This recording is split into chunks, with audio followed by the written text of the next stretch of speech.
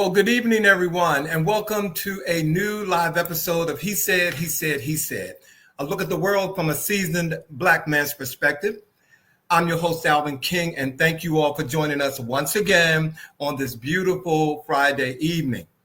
Now, in case you've missed it, the National Guards here in Washington, D.C. have set up tents practically all around the city, if they could, to take over the D.C. Police Department. But wait for it. Donald Trump has also decided that he's the perfect person to host the 2025 Kennedy Center Honors. And I mean, this man has managed to take a cultural treasure and turn it into an episode of a really, really bad reality TV. But listen, ladies and gentlemen, it is so ridiculous that we're not even going to waste our breath tonight talking about all of that. We have a bigger, a better, and I'm going to say a fabulous show planned for you guys. So grab your drink, settle in, get comfortable, if you will. Get your typing fingers ready because we're sure that you're going to want to, engage with what we're going to talk about tonight. But welcome to our show. And about our double header tonight, we have with us again this evening, Charles Reese. He's the award-winning spoken word artist, cultural architect, and star of Beauty and the Baller. Plus, you are getting a sneak peek of his new album, Speak, a spoken word odyssey, volume 1. And I cannot wait. Well, I've heard it. So you all are in for a treat tonight. And in our segment, We See You, where we honor and recognize Black-owned and operated businesses, we have Tee Wright with us tonight. She's the CEO and founder of Rentthe Dress DC, a boutique making fashion accessible, sustainable, and empowering for every woman. Ladies and gentlemen, the CBC weekend is coming up, and you all need some dresses. So tonight, we're going to set it up so you can contact Rentthe Dress DC, because I've been to a lot of those CBC events, and I know some of you want to stop by Rentthe Dress DC. So again, welcome to our show tonight. Tonight, we're going to do something different. We're going to talk about a word that's being thrown around called forgiveness. It's a beautiful word, and until it's asked of you by someone who once stood against you. Tonight, I want to talk about the kind of forgiveness that's not easy, it's not clean, and it's certainly not fair. I'm talking about the forgiveness some people are now asking for, people who voted for Donald Trump. People who look past his words, his actions, and the warning signs because they believe he would serve their interests. People who heard his rhetoric about migrants, about Black and brown communities, about women, about the press, and still they voted for this clown. Now reality has come home to haunt them, and it's called karma. Their jobs are gone, their families are being torn apart by deportations, their communities are feeling economic pain, and suddenly they want to talk about, with us, and they want our empathy. They want us to forgive them. They want our understanding. But here's the question that cuts deep, ladies and gentlemen. If it wasn't happening to them, if it was still just happening to us, who's being affected by all this, would they be here asking for forgiveness at all? Or would they still be defending him, like many of them are still doing now in light of all this? Forgiveness is not a free pass. It's not just words. It's a choice we make, often at a great personal cost. And for our communities who have carried the weight of oppression, injustice, and open hostility, the question is, do we owe them that choice? So tonight for our chat, we're going to wrestle with that. We want you all to weigh in, ladies and gentlemen, because we know that you have some opinions and some things that you want to talk about. And we're going to look at what forgiveness really means when the harm was deliberate, when the warnings were clear, and when the regret came only after the consequences hit home. Again, welcome to our show tonight. We got a double header for you, and we're going to knock it out the park. So I don't do what I do alone, ladies and gentlemen. So if you all are ready, let's get on with the chat.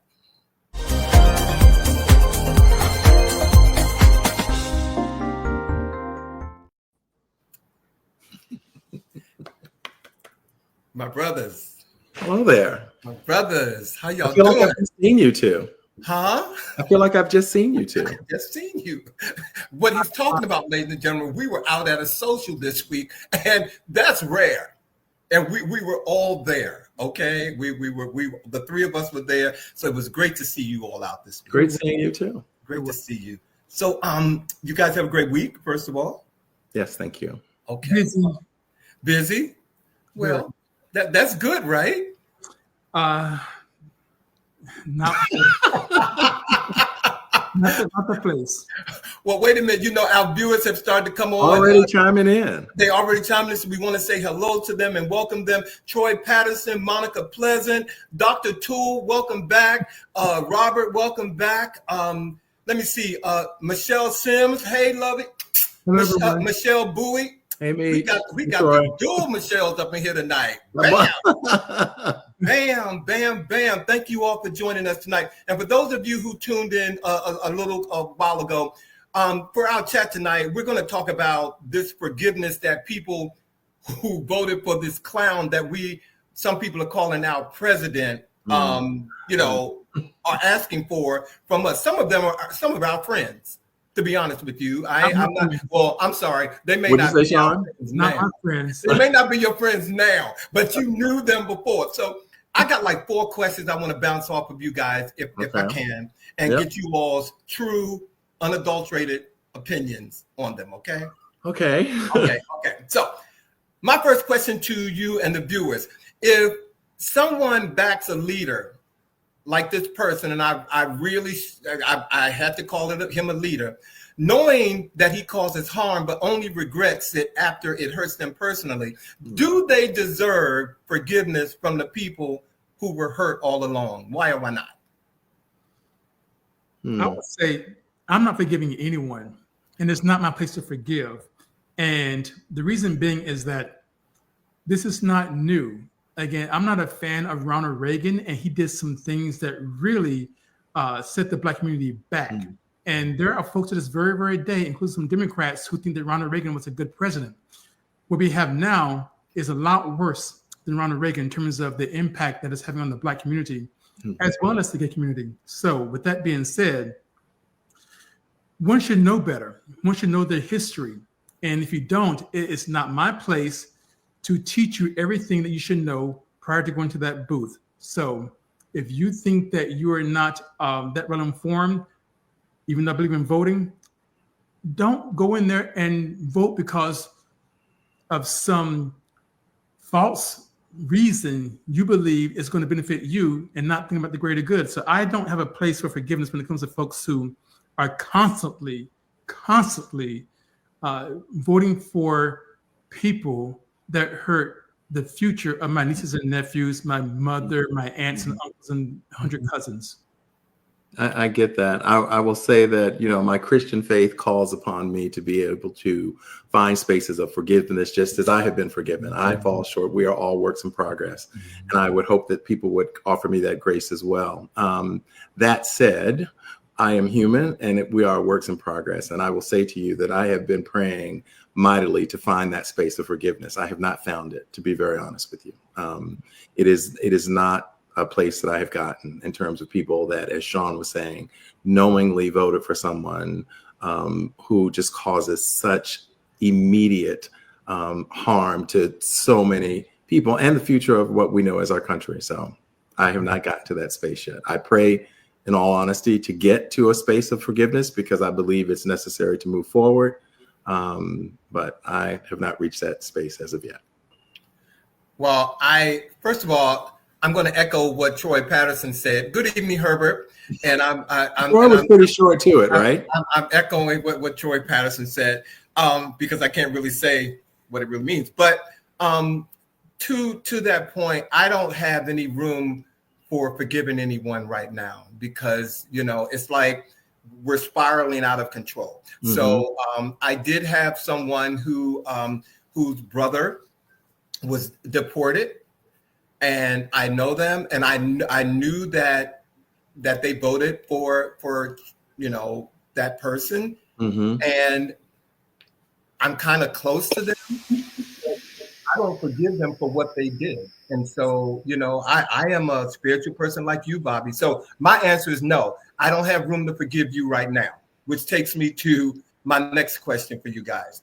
How do we forgive people for their political choices that hurt marginalized communities while still holding them accountable for the damage that they've caused? How do you forgive them? I don't believe you have to offer forgiveness in order to heal yourself.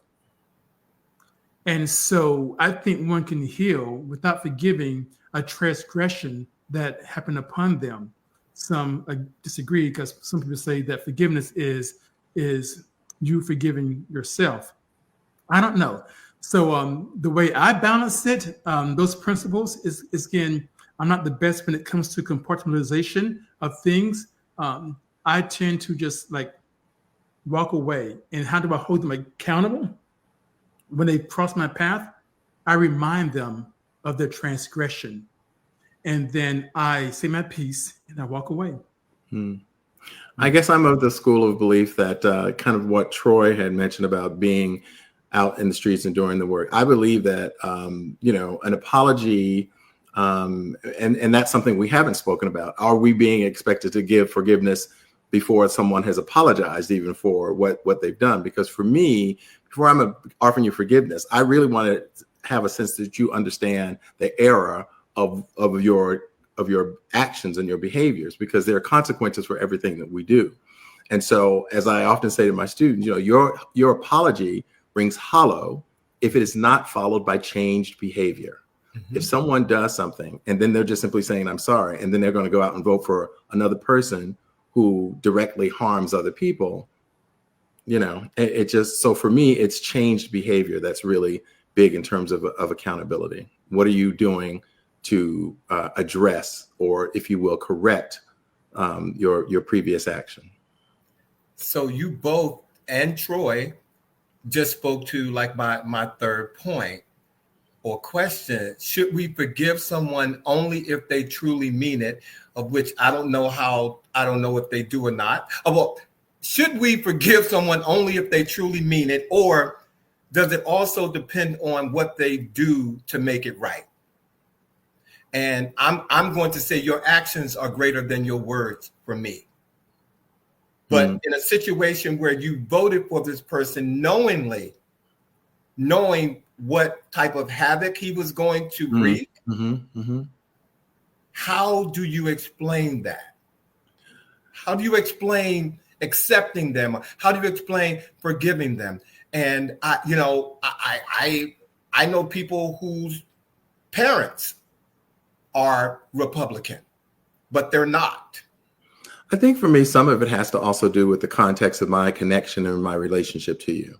Mm-hmm. If you are someone who really considers yourself my friend, someone who really cares about my personal welfare and interest, and you've gone out and voted for someone who literally is taking away my rights as a human being, as a citizen, and deeming me it's one thing to just take the rights away, but literally placing my life in danger, then you can't really be my friend, because friendship requires reciprocity. It requires sincerity. And so there are people that I have chosen to not have in my life as a result of some of their decisions in this way.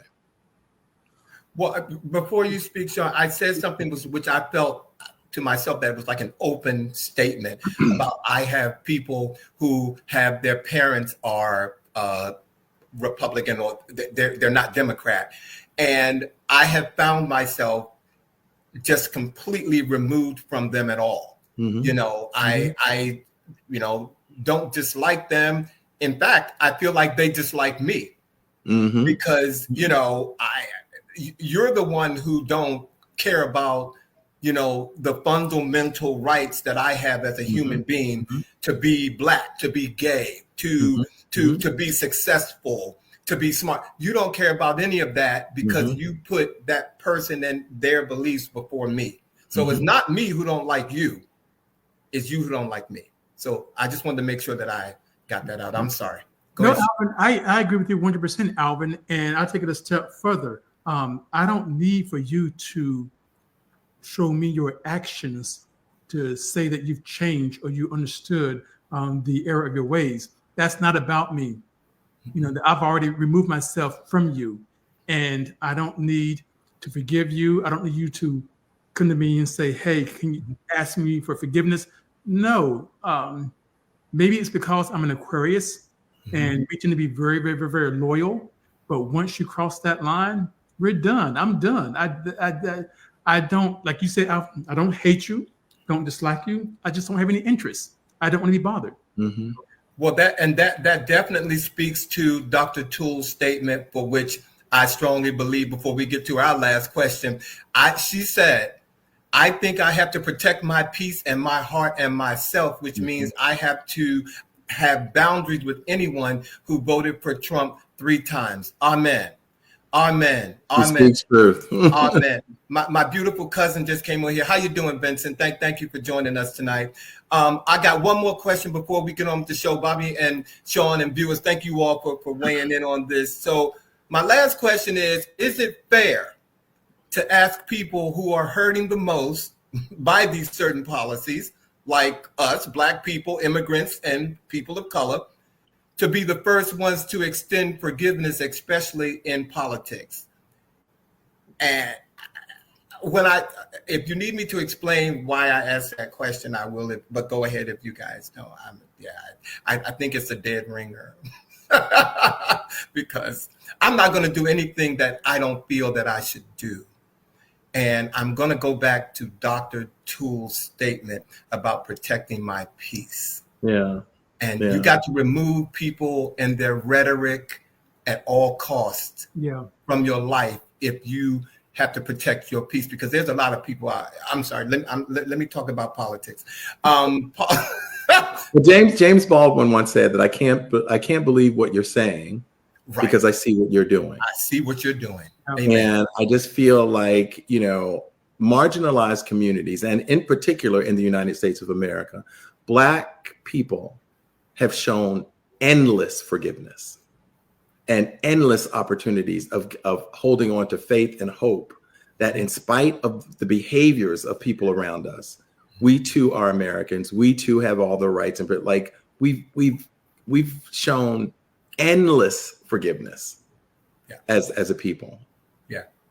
And so I think we have certainly demonstrated that a lot. And so when I hear, for instance, Black women who, for instance, voted at a 92% rate to support others and lives of all people by their vote, who are saying they're just kind of sitting back right now and watching America do what it's going to do. I understand that.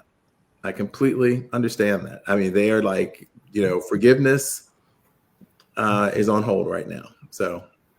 Amen. Sean, you want to close before we move on? You got something to say? No, just ditto.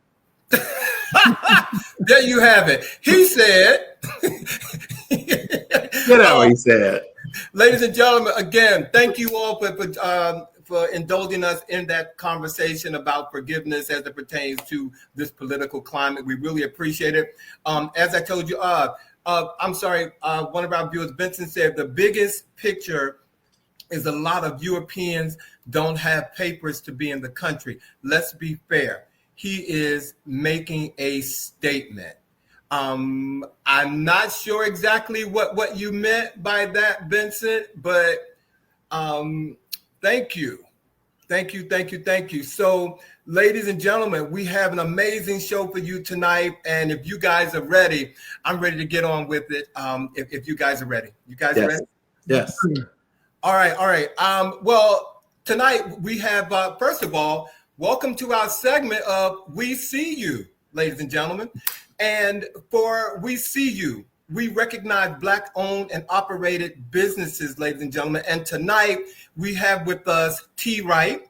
Tee Wright is the owner and founder of Rentthe Dress DC, a fashion-forward boutique revolutionizing the way women shop for special occasions. With a passion for empowering women through style, Tee created Rentthe Dress DC to make fashion more accessible, sustainable, and fun. Her mission is to help every woman feel confident, celebrated, and unforgettable, one dress at a time. Ladies and gentlemen, welcome to He Said Live, Miss Tee Wright.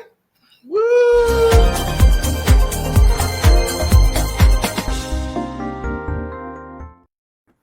Hey, Tee. Thanks for having me.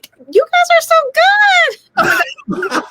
Don't sound so surprised. I'm not surprised, but the conversation was so good. And to my Aquarius brother, Aquarius, had to shout that out. I'm just like, conversation was really great. So thanks for having me. Thank you. We certainly tried. You know, we call ourselves not a news show. We don't even label ourselves, but we know one thing for sure: we are a resource. To somebody, okay? Somebody wants to hear what we have to say. So welcome to our show again. Congratulations on Rentthe Dress DC. So I'm just going to kick it off right now to keep us moving. So Tee, spend a moment to tell us what inspired you to launch Rentthe Dress DC and how, if at all, your personal journey has helped shape your brand. Oh my gosh, of course. So I started this as a personal stylist in DC. And I just want to shout out Troy real quick because I saw he made a comment about Troy. The two of them are very dear to my heart. So yeah. So I started as a fashion stylist, right? Personal stylist. And in that journey, I saw a need. Like women were looking for dresses and they want to look good, but they don't want to have the clutter in their closet. And I had so many women coming to me talking about how they could rent a dress, or can I buy this dress and return it? You know, we all do that. It's unspoken, but it's been done. And also just about being in a space where they can feel special and wanted. And that's where I birthed Rentthe Dress DC. I mean, I'm not the first person to have this module of renting, but it's unique because it's a local boutique. And there's nothing like this in the DMV area. And you get special VIP treatment from me. And it's more like you're coming into your girlfriend's closet to shop. And also it's so important for me to be size inclusive, because that's another thing that women struggle with. Like, you know, women, we are all shapes and sizes, and we're all beautiful in our own right. And sometimes it's hard to find that. And it's important to me to include all women, to make all women feel special. And that's where Rentthe Dress DC came from. And I sat with it for many years and just afraid to like jump out there, as many entrepreneurs, right? Right. And I had the great opportunity. My aunt, she owns a suite in District Heights, Maryland, and she had a space available for me. Her shop is the Brat Box. Her name is Geneva Coleman, and she had a spot available for me. And I said, you know what, this is my time. Like, this is the time for me to just go ahead and do the thing. It's scary, but it's so needed. And my first mission before renting dresses is always to empower women. So that was important to me. And so I made the step out there into this scary space, but I'm so glad that I did it. I'm so happy that people are seeing me. I just launched in December. And so I'm fairly new in this space, right? And I'm just excited to be here, and I'm excited to have women find more about me. And because of people like you and platforms like you, I am being seen, and women are being able to know that I'm here. So yeah, I'm here to just make women feel like special and wanted. And come shop with me, get the VIP experience, get your champagne, get your styling advice. So I'm here. Well, thank you. I'm glad that you got out of your way. Yeah. I'm glad that you got out of your way and that you're here with us. Thank you. Thank you. It is clear that you have an eye and image, and all of that is really important. I love your logo. I want to tell you, nice, clean. I love it, and so forth. Tell us a little bit about, in your mind, the most tangible way that Rentthe Dress is changing the way that women in DC are looking for just for a social occasion. Because, you know, we got a lot of social occasions in DC. So. Oh, we have a lot of social occasions, and we have some big events coming up. And so for me, it's I'm taking the stress away from women, right? I'm taking the stress away from worrying about like if my dress is going to arrive on time. And a lot of confidence building. And a lot of times women, we're afraid to say, like, we don't feel confident about ourselves. And I'm in a small space and it's intimate, and I can bring women here and I can give them that confidence booster. I can make sure that they have their dress when they need it. They're not waiting for it to come. Or it's a DMV, like all things are happening, right? So there's lots of events, and sometimes women are traveling to this area and they so happen to get invited to events and they don't have a dress. And I am providing that for them. So it's like your last minute stop, but it's not just like I'm going to a big box shop and pick No out name store. no names. Mm-hmm. But I'm going somewhere where someone's going to take the time to like educate me about my body and make me feel good. So I am changing that. And also I am changing the world of sustainability, right? So I do believe fast fashion isn't going anywhere. I'm not totally against fast fashion, but I think I can help it in a space where if I am curating dresses from fast fashion, I'm still sustainable because I am recirculating those dresses amongst women. So I am cutting down on the waste. I mean, 80%, and when I did my research, I didn't realize this, like 80% of clothing end up in a waste field. 80%. And we don't know those facts. And so I am changing that by having women rent dresses and not buying a dress and then throwing it away or tossing it somewhere where no one's going to wear it again, or put it in your closet and creating clutter for yourself. And it's not doing anything. Thank you. Yeah. But I can definitely tell that you're an Aquarius because you sound very, very altruistic. And you're thinking about other people. And you talked earlier about being inclusive of all body types. And I think that just fits well with your nature. I can sense it from your aura, if you will. It's obviously there. So with that being said, okay, so how does Rentthe Dress promote being inclusive and body positivity and the accessibility in fashion? Yeah, of course. So in any of my marketing that I do, I make sure that I include women of all sizes. I was just recently on Channel 9 News, and I made sure that I was representative of all women. A lot of times you'll see ads and you'll see like the typical model size. And it's very important to me whenever I'm doing any type of marketing. I'm going to do a fashion show, and I am looking for everyday women, every sizes to present my business. I have sizes from extra small to 3X. And because that's a woman, right? We're not just one size. So it's so important to me that I talk about it. And the more we talk about it, it's out there. Women see it, but not just talk about it, but be about it. So when women come to me, they are able to find the dresses. I'm not just talking about it. When you come to my shop, you can find a 3X, you can find an extra small. So it's, to me, more putting your mouth where the words are, or whatever that saying is. Well, yeah, putting your money where your mouth is. Money where it's not. But I speak it, I mean it. It's important to me. It's super important to me. Yeah. You had spoken to sustainability. I was going to ask you a little bit about that sustainability and so forth, and you addressed that question. So I do have one other question for you. When I'm thinking, as I'm looking at all your dresses, is there a particular style that is the go-to must-have look? I would say sequins. Like, women love sequins, and I'm not a sequins girl. And so that's the other key. When I shop, I'm not shopping for what I like. I'm like studying women. I like to see like what women like.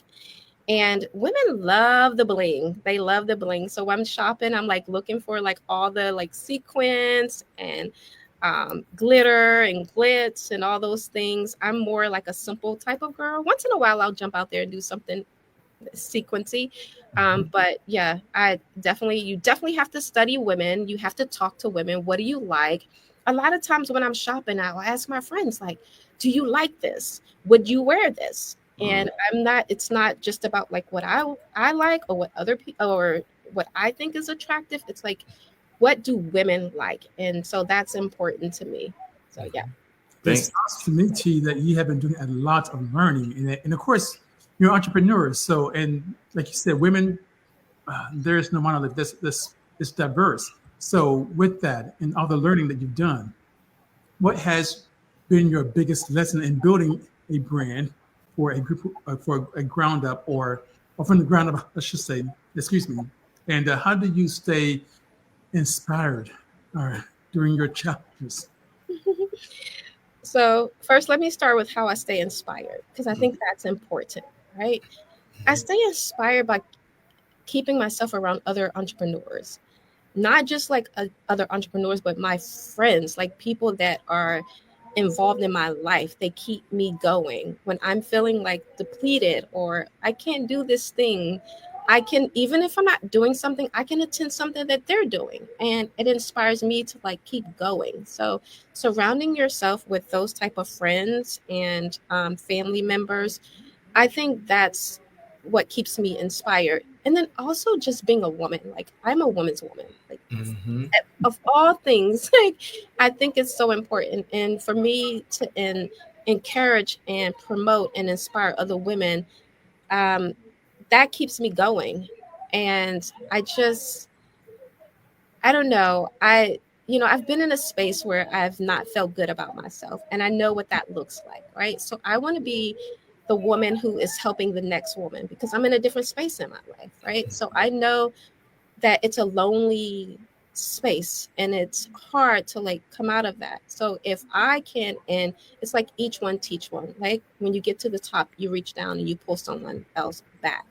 And that's important to me. That's what I was taught in growing up with my mom. My mom was in fashion. And my mom, she is very religious, and she taught me those things, like to look out for the next person and to be a good human, like to be a good human. And because I love fashion, that's where I practice being a good human, is in fashion. Love it. Love it. Love it. Well, I have the honor of having the last question before I let you go, T. So I don't know if you know it or not, but I have a fashion background as well, probably, as you know. So I have a question that I actually didn't put in the line of question, but I'm going to ask you. Tell us how did you obtain your collections? Are they via consignment? And how do you go about doing that? Oh, so there's different channels. So I do consignment. There is an amazing secondhand store here called Fia's Fabulous Finds. It's in DC and Northwest. Mm-hmm. So I shop her collection at her store. So I have some consignment things. Also, I have an amazing support system. Like when people talk about like family, oh, don't count on your family. I'm lucky. My family, I have my sister-in-laws, who I hate to call them my sister-in-laws because I love them. They're my sister in love. They will be at a consignment shop and they know I have my shop. They will see dresses. They will send me pictures and they're like, do you want this dress for your shop? And I'm like, yes, girl, give me that. And since I've launched, I've had so many women reach out to me to say, hey, I have this wedding dress. I have this prom dress that my daughter wore and she only wore it once. Do you accept donations? And I'm like, yeah, I do. And then, of course, I shop. I shop online. I curate a lot of dresses I do shop fast fashion for some of the dresses. I have some designer dresses. I have some fast fashion dresses. And so I'm just like keeping in lines of like what's in style, what women are looking for, what looks good on a woman, what's sexy, what women love. And then I shop those things. So it's a wide range of different ways that I curate my dresses. Well, thank you. And I see my cousin, who knows that I am a fashion guru, and he's asking some questions. And unfortunately, viewers, I can't type into so I can type back at you because I don't want to interrupt our guest. But I did put her the email. I'm sorry. Yeah, her website. Go to Rentthe Dress DC, and to my beautiful cousin, you can get all of those questions answered if you go to the website. So please do that. I wanted to type that in the comment section. How you doing, George? But I can't do that. So T, one last question before I let you go. What advice would you give to aspiring entrepreneurs like yourself, especially women who want to break into the fashion or rental industry? I would say, I mean, it's so cliche. People say, like, don't give up, but it's so true. Like, keep going. You're not going to, it doesn't happen overnight. And don't be afraid to reinvent yourself. I mean, I've moved from different spaces in the fashion industry. And a lot of times we're so fixated on doing this one thing, but find what works for you and make that thing happen. And then surround yourself with like minded people. That's another thing that's like so cliche, but it's so important because they understand you, they understand your journey, they understand the fight, they understand the struggles. And when you need somebody to call and cry to, they understand. They're not going to look at you like you're a weirdo. Like, why are you crying right now? It's because I'm in business and I got to make this thing happen. But definitely, like, surround yourself with people. And I always say this, I'm going to say this forever: be a good person. It Yes. goes a long way. Amen. It goes a long way. Be a good person. When you're a good person, good things happen to you. You're able to make things happen in life. And you're not doing it as a return, but you're doing it because it feels good. It feels good to be a good person. So that would be my advice to another. I love you. Ladies and gentlemen, please, in the comments section, y'all can hit click, or I don't know if there's some icons there, but please give it up for Tee Wright for being here from Rentthe Dress DC. You are making my life easy, T, because when women call me now, I'm sending them to you. Okay. Well, I'm sending them to you, but you know, I might have to work some things out, but I'm sending them to you. You know how that goes. But thank you for being here. Congratulations. You are as beautiful, you know, on camera as you are in person. And I just love what you're doing. So thank you for joining us tonight. Thank you. Thank you. Yeah. Thank you. Thank you. Well, ladies and gentlemen, Wow. Okay, again, Rentthe Dress DC. Look, if you know somebody who knows somebody who knows somebody, take them down there. Okay? Get a dress, and her positivity just like comes through the case. She's She's an Aquarius. What do you expect? You said what? She's an She's an Aquarius. Okay, Sean.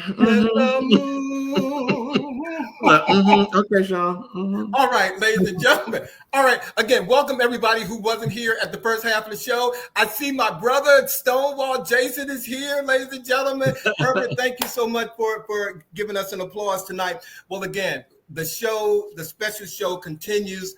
And tonight, ladies and gentlemen, we have a gentleman who is back with us for the third time, ladies and gentlemen. Every time he's back, he has grown and has grown, and he has grown to Grammy status now, ladies and gentlemen. So if you can, guys, can I go ahead and introduce our next guest? Let's get him in here. All right. Look, I'm sitting up here nervous about this one, ladies and gentlemen. Look, Charles Reese is a multifaceted artist, producer, and cultural architect, founder of Teeth and Eyes Communications, renowned for projects that celebrate Black legacy and foster intergenerational dialogue.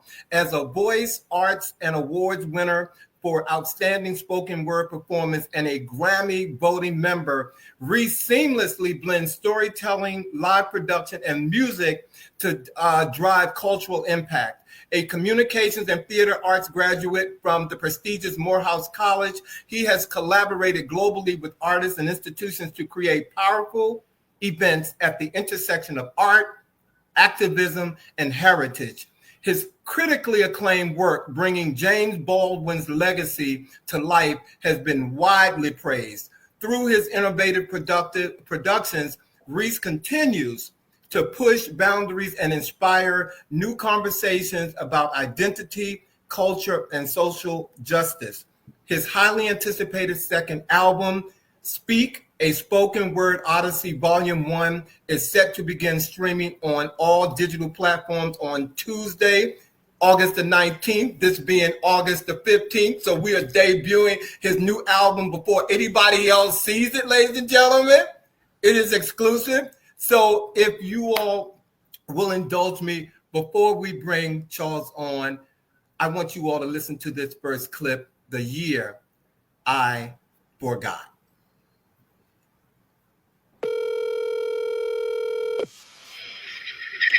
Welcome to the Charles Reese Experience. At the sound of the tone, please leave your name, your number, and a brief message. And guess what? We'll get back with you as soon as possible. Have a great day. Accomplishments. Accomplishments represent triumphs of everlasting feet to you, because it was sight without seeing during times of uncertainty to where this road is leading, pleading, heeding change, where we are not the same. Your theory among history's plain matter has transformed, being beyond limitations and hesitation of formations, grabbing life's magnetic force to be alone with substance, sustaining breath, relived life, celebrating yearly ritual of origins, bringing new sights afloat on this day of your birth. Happy Earth Day. Ladies and gentlemen, please welcome Charles Reese. All right. Oh, there he is. There he is. My. Hello, everybody. How you doing? Charles, but before we go on, I want to shout out, I don't know who the individual is, but someone is joining us from Canada tonight, okay? My producer just told me, so I just want to shout out, I don't know who the individual is, and I just want to say thank you for showing up with us tonight from Canada. Thank you. It's Rick Ehrlich. Rick. You know what? Well, you know Rick. What? And tomorrow I can say he's from Japan, or he might be from Israel, because that's how his life moves. That's how Rick rolls. That's how he rolls. Welcome, Rick from Canada. Thank you for your support, my brother. Thank you. Charles. On behalf of the He Said crew, welcome back again. It is always joy to have you with us, and you always bring such wonderful artistry and good news and energy and all that kind of stuff. So welcome back. And it feels like since the last time you were here, a lot has indeed happened. Congratulations are in order. And I know that most recently you won the Voice Arts Award. So we want to hear a little bit about that award and what that was like for you. Well, first of all, thank you all for having a listening session that I can do in the space where I actually recorded my album. I'm actually in the studio space where I recorded. And since we were talking about Black business, this actually is owned by a Black woman and her two sons. Supporting Black business, yes. Yeah, Luna Lab Studios and Moon Global Studios. So I'm very honored to be in this space. As it relates to the Voice Arts Awards, the Voice Arts Awards are what we call the AKA, just like the Oscars. It is the Oscars of voice artists that you hear on your promos, TV programs, and all of those announcement people that do that kind of work. So that's what the Voice Arts Awards are.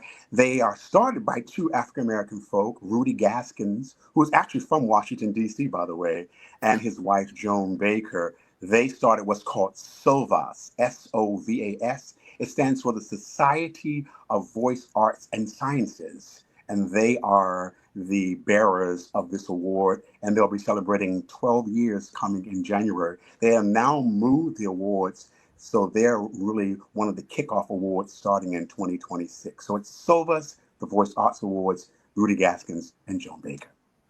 That is absolutely wonderful. And ladies and gentlemen, as Alvin said, Charles has a new project about to be released called Speak. And at this time, you're going to get yet another example of why he is an award-winning voiceover talent. We are going to hear a He Said exclusive from the upcoming project Speak. We are going to hear Seats We Don't Own.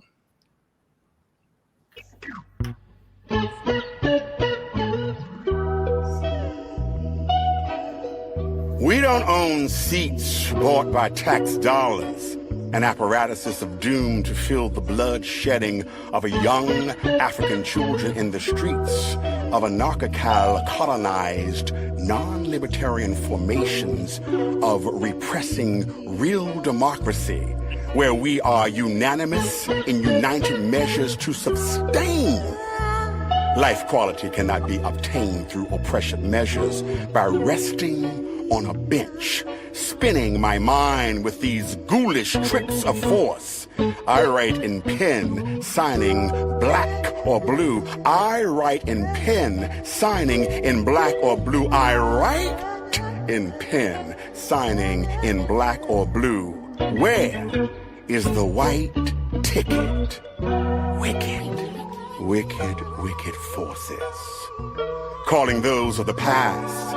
Incantation falling upon the thought of liberation, liberty, freedom, freedom, freedom.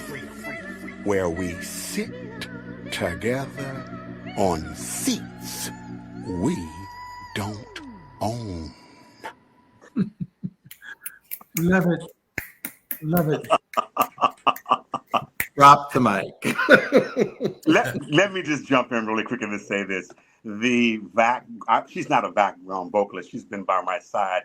That high-reaching. Her name is Rentthe Batson. She's a 2-time Grammy nominee that was formerly with Sweet Honey and the Rock. Oh, yes. Come on yes. now, bring it.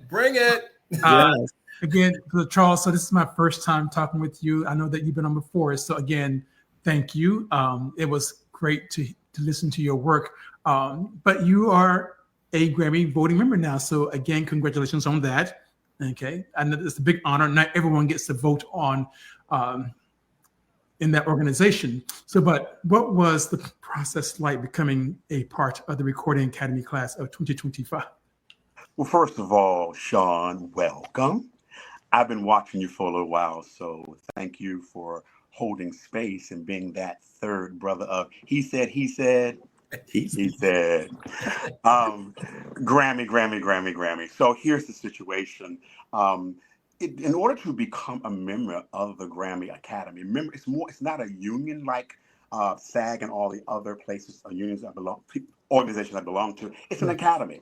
So you have to be invited into academy, and it starts with a letter writing process. So someone, and I'll tell you who that was later. You have to have a couple of letters, but I will tell you the main person that wrote a letter for me a little later. That's the first process. Once those are in, then you get an invitation for a long process of a application where it's online and you have a series of questions, a lot of questions. For me, because I came in on the poetry spoken word side, and I'd like to thank my 6th grade teacher, the late Mrs. Lillian Falk, who was my school teacher at Scott Montgomery Elementary School in Northwest DC, for introducing me to poetry, who knew that in my 6 decades that I would become a poetry spoken word artist and being a part of the academy. So I say thank you for that. But it's a letter writing campaign first, and then you have an application. And that process starts every year in February. You have to be recommended. Then February, once you get your recommendations, you get your application. And in July of every year, they announced who the folk that got in. This year, they let in 3,600 people, which means that that's my group of people that I can begin to learn and know each other and things of that nature. And there are a lot of things to do in the academy. And I'm going to start participating in it as my first year. So that's the process. Letter writing campaign first, and then you get an application. And it's about a 6-month, 8-month process. And they'll let you know in July. I got mine on July the 9th. Congratulations. Yes, again, congratulations. And I can see the excitement in your voice and your face. So again, it's an honor. But how did you prepare to vote for the Grammys? And what's the process like? Well, the process is like me getting this album out on time so that we can be eligible for submissions. So last year when I had the first album and I premiered my Baldwin album, I had to get a voting member to work with me to do a submission. So the first process in getting into the voting pool is that you have to go through a submission process. The only people that can submit you to the Grammys is actually voting members. So those 3,600 new members, if they've accepted everything before July the 31st, they are allowed to vote in this next season, which is the one that's coming up for this February. So the voting process works like this. Between July 7th and August the 30th, well, actually August the 29th, that is when all submissions go in. Once those submissions are complete and you've been verified that you have been submitted properly, then the first round of voting starts in October. That runs from around the first week of October until November the 7th. That is when they make the official announcements of the people who made the cut for over 100 plus categories. We only see a number of the ones that a number of the big categories are done on television, but there are a series of Grammy week. During the Grammy week, all those winners will be announced in February. So the process is submission first round voting, and then the second round voting happens probably late December, and then that announcement happens in February in 2026. So this album that I'm releasing on Tuesday happens to fall in the line because the line of submission is between October 2024 through August the 30th, or I should say 29th. So that's why you see a lot of people letting their work out around June, because they're qualifying from the last year to the end, I should say to the end of the summer. Well, we're going to hear something from your new work, and again, an exclusive. And I'm going to also put out into the universe that you being a Grammy voting member also get a Grammy nomination with this new piece of work. Okay, so it's yours. So let's hear a clip from Speak. This is a clip called One. The flow of blood all around the young children, yelling in horror, our children screaming, piercing sounds of slice, bang, tear, ripped beyond pages of the novel drama, ritualized, our children sing it out. The darker face of the earth, Rentthe spirit conjuring doves fly forth, calling all poets, calling all poets, calling all poets. Our children turning, tossing, writhing in violent, hopeless, fatal despair. One was singled out. One was singled out. One was singled out. Then two, then three, then four, then five, then six, then seven, then eight, then nine, then 10, 20, 30, 40, 50, 60, 70, 80, 90, 100, and many more. But one was enough. And the rage went from out to in. Oh my Ladies God. and gentlemen, I mean, you must that be was- exhausted when you've done one of these. It's just so Charles, funny. I have to say that this is, I went to see Audrey McDonald in Gypsy this past Saturday, and hearing you do that, I don't know why it brought back memories. Like, who is this person? Okay, who is this person that I talked to? Excellent, excellent, excellent. Anything you want to say about that piece before I ask you my next question? Just really quickly, I got to thank my producer, Everett Moon, who is a young millennial under 32 years old. He helps me select music for all of these pieces. We have a very interesting procedure. He did my last album. So Everett Moon, Luna Labs Studios. Amen. Thank you. All right, Everett. Well, I want to also say hello to Arnold Falsetti. He's here, ladies and gentlemen. Some of you have come in here. I just want to make sure that we acknowledge you. Reverend Brown, thank you for being here tonight and blessing us with your presence tonight. So, Charles, this may seem like, okay, to some people, but I know there's something behind this. What inspired the title, Speak, for your second album? Really quickly, I'm going to answer this very quickly. I was not planning on doing this album. We ended up putting this together in 3 sessions and 1 pickup, and he's finishing up some things today so we can upload on Saturday to be ready for Tuesday. That's how that rose. I was just feeling that I need to speak about something. The word came to me, I used it, and I actually ended up, along with my writing partner, Irene Wiley, we ended up writing the title to the piece after I said it. Well, thank you. Look, okay, he just said what he said, ladies and gentlemen. You heard it. That's where the title came from. But we are about to play another piece from Speak, ladies and gentlemen. The next exclusive is one of my favorites. It's called Seasons. The season brings flavor to the earth, coloring nature of things turning from old to new growth through death's call. Freshness of green, changing orange, changing brown, changing leafless waves. Distorted branches of night where today reinvents time, moving away toward the end of the beginning to move energy waves of nothingness through this spare hope's corroded beam seems to elope with fantasy, a whimsical force traveling near, far-off planes of existence, channeling spirit doomed by disbelief, praying relief of hunger pains, kissed with country's curse, breaking spells beyond horizons across white gloom, reaching far into kinetic source, divorce from outside the triangle between optical eclectic illusion, performing farce, becomes rational within irrational energy waves of nothingness, moving through despair.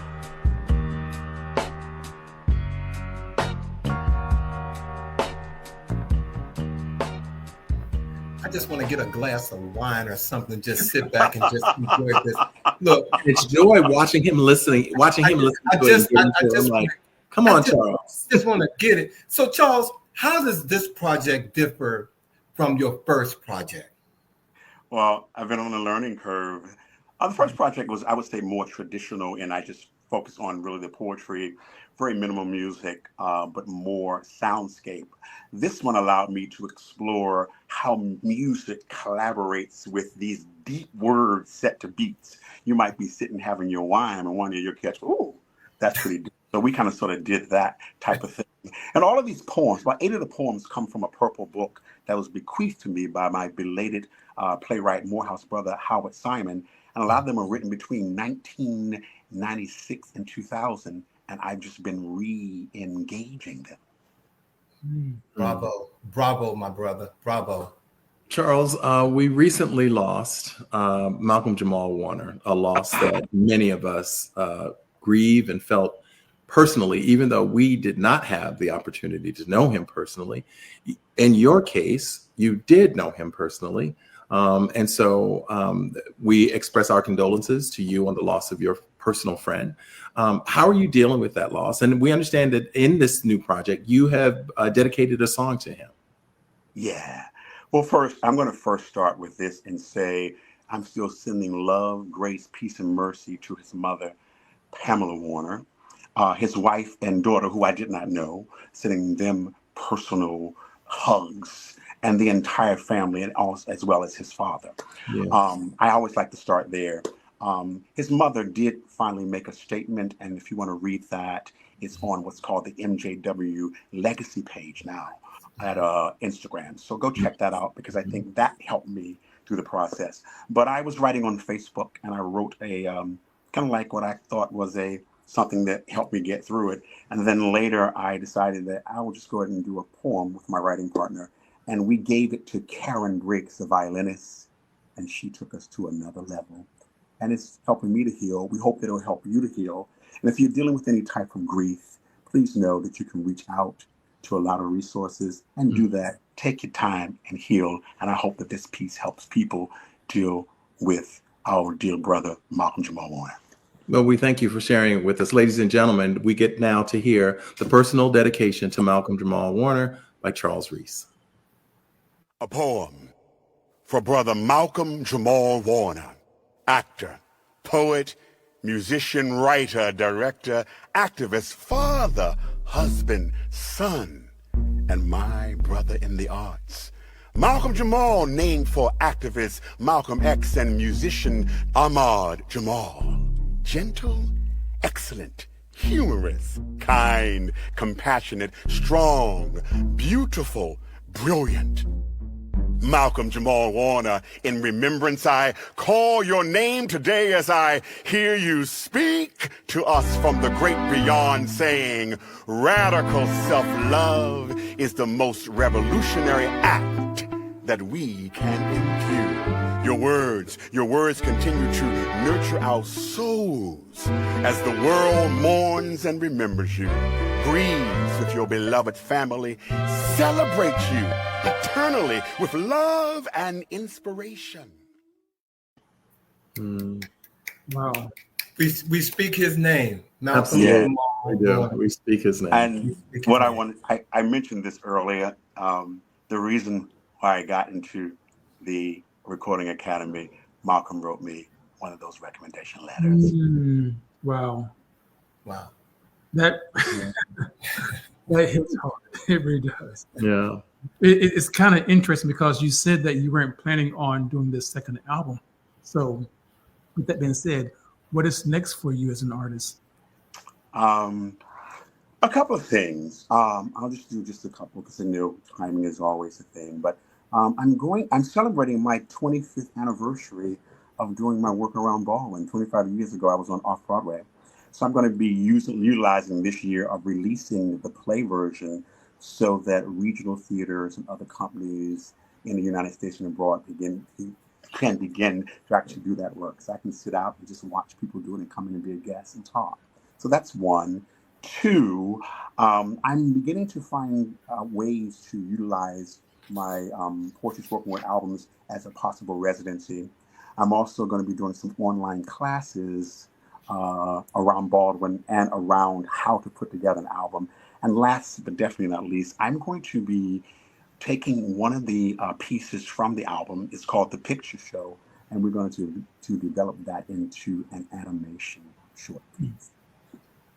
Nice. Well, much success to you. First of all, ladies and gentlemen, we're about to end our discussion with Charles Reese. And before I ask my last question, I just want to say thank you for allowing He Said to showcase you. Thank you for coming back. Thank you for giving us your time. And it's like I'm watching my son grow, because every time you leave here, you come back bigger, better, stronger, and just more beautiful. So thank you. Yeah. Thank you. But our last exclusive clip is called Phase. But before we let you go, I want you to tell people how they can purchase Speak, where, how can they get, because we need to get you to that Grammy status. We need to get you there. So tell everyone, how can they purchase your project Speak? It's all very simple. We're in an upload society. So as of Tuesday, you can go to all the social streaming platforms, Apple, Spotify, they'll all be there, Amazon, and all those spaces will be available. You can also reach me on my webpage, www.charlesreeseexperience.com, just to find out where we're going. And we will see where the journey leads. We just take one day at a time. As James Baldwin once said, you don't tell life, life tells you. Hallelujah. Hallelujah. Well, ladies and gentlemen, as we close out our conversation with the amazing Charles Reese, our last exclusive clip that he has allowed us to share with you tonight is called Praise. Thank you, Charles. Right on. Say it loud. I'm black and I'm proud. Power to the people. Right on. Say it loud. I'm black and I'm proud. Power to the people. Right on. Say it loud. I'm black and I'm proud. Power to the people. Seeking a phrase to capture the moment of revolution, walking, disillusioned, confused, no guidance confined to time when we kill, destroy, employ revolution, seeking a phrase that forms discourse of collective reason in a time where we kill, destroy, employ revolution, seeking a phrase igniting ferocious flames, burning in upon the light of day, where we should see distant sights of history whose past time killed, destroyed, employed revolution, seeking phrases that signify praises of freedom. Right on, say it loud, I'm black and I'm proud, power to the people, caught in a daze of what could have been and might be progression toward mystery, the unknown, confusing haze, seeking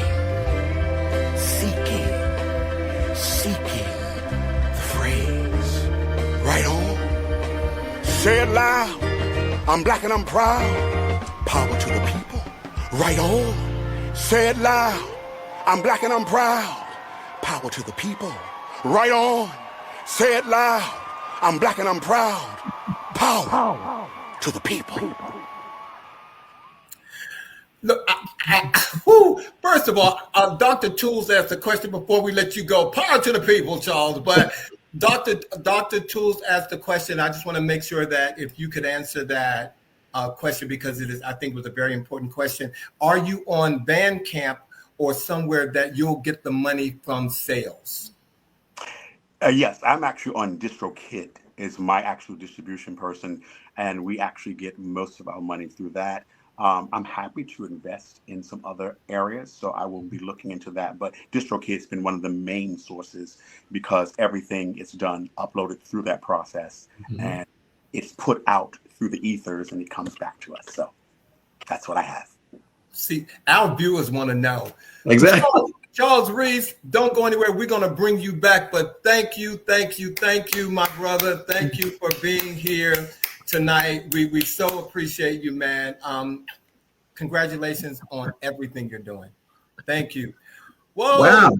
Well, and I want a special shout out to our producer, Norman, who we celebrated his birthday last year. I had him working Last week. I mean, last week. I'm sorry.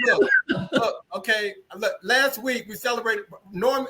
You earned that one tonight, Norman. Very wonderful. So, ladies and gentlemen, thank you all for tuning in. And I always have to apologize when we go even slightly over because you all are so dedicated and supportive of what we do. Hello, JJ. I didn't say hi to you earlier. Hey, JJ. We did see you. But look, next week, ladies and gentlemen, we have the amazing Dedrick Tillerson here. He's the author of I'm Nobody's Maybe. I have been reading this book. Say it again. I'm Nobody's Maybe. Okay. This book had me on the train last week going to New York almost in tears. Okay. So he is here next week to talk about his book. And our words of the week, ladies and gentlemen, thanks to Bobby. Don't be afraid to spend money on traveling, as I just mentioned. Be afraid of growing old and realizing that the only place you ever went was to work. Hello. Amen. Hello. There. Hello. Bobby you and cannot Sean, just go to work. sending major love to my brothers. Thank you all. Thank you all. Thank you all to all the viewers for tuning in tonight from near and far. We really do appreciate you, and your support means a lot to us. And tell a friend, okay? Tell a friend. Tell a friend. And until next week, you guys have a great week, and we'll see you on a new live episode of He Said. He said. Have a good weekend, everybody. Thank you, guys. Thanks, everybody listening in. Be safe. Have a great weekend. Now. Bye.